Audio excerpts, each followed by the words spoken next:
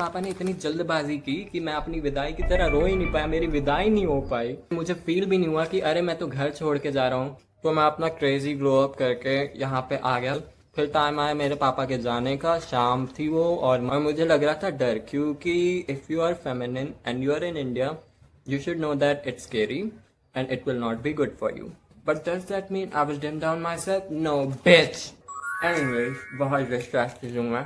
जैसे ही पापा नीचे जाने लगे, मेरा it was like a hole in my heart which was forming, and it was like really hot iron kind of thing which was coming out of me, which is not come, I'm not talking about that, but something really coming out of me, and I just knew that I am going to fuck it up. मेरी विदाई की घड़ी आ गई। मुझे यह पता नहीं था कि विदाई तो भाई ऑडियंस में होती है, तो फिर मैंने भगवान ने कुछ ज्यादा ही अच्छे से सुन लिया, तो फिर मुझे ऑडियंस दी थी। सीनियर्स जो रैगिंग करने आए थे उन लोगों के सामने रो दिया, क्योंकि मेरे पापा जा रहे थे। मैंने कहा पापा एक हग।